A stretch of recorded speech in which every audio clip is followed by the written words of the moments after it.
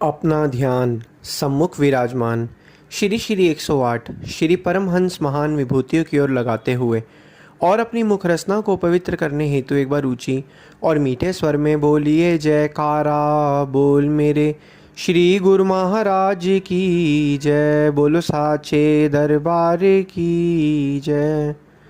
गुरुमुखों, आज इस घोर कलयुग में हर एक मनुष्य की यही इच्छा रहती है कि वह अपना जीवन सुख, शांति और आनंद से व्यतीत करे।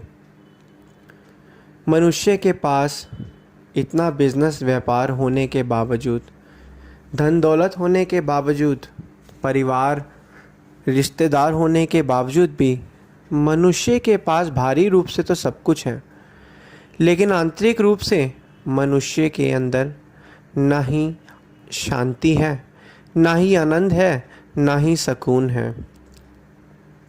ऐसा क्यों? क्योंकि मनुष्य ने अपनी शांति और आनंद और सुकून को इन संसारिक चीज़ों से जोड़ा हुआ है। कहने का तात्पर्य यह है कि अगर ये संसारी चीज़ें मिलेंगी तो मनुष्य सोचता है कि मैं खुश हो जाऊंगा। अगर ये संसारी चीज़ें नहीं मिलेंगी तो मनुष्य सोचता है मैं दुखी हो जाऊंगा। तो अब क्या किया जाए कि मनुष्य हमेशा खुश ही खुश रहे।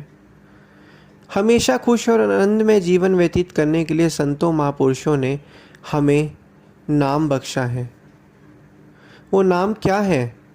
वो नाम वही नाम है जो द्वापर युग से चलता हुआ आ रहा है, त्रेता युग से चलता हुआ आ रहा है, सतयुग से चलता हुआ आ रहा है, और आज इस घोर कलयुग में हमारे श्री श्री 108 श्री परमहंस दयाल जी महाराज जी द्वारा वो नाम हमको बख्शा गया है।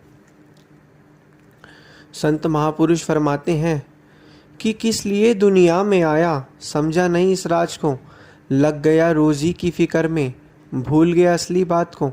फिक्र रोज़ी की छोड़, जिक्र कर भगवान का, फिक्र तेरी आप करेगा जिसने जामा दिया इंसान का। कि यह मनुष्य तो इस दुनिया में आया क्यों है? मानुष तन का जो जन्म तुझे मिला है, मनुष्य जन्म, इसका सिर्फ एक ही मकसद है, परमपिता परमात्मा की बंदगी।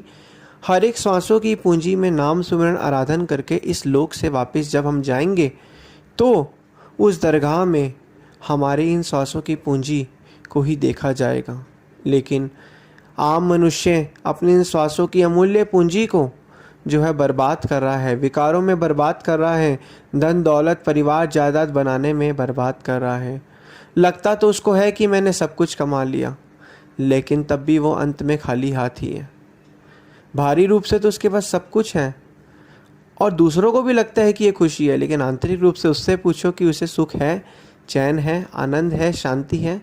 जवाब गुरुमुखों हर एक इंसान से यही मिलेगा कि सब कुछ होने के बावजूद भी अंदर वो सुकून और वो शांति और वो आनंद और वो तृप्ति नहीं है। वो तृप्ति कैसे मिलती है?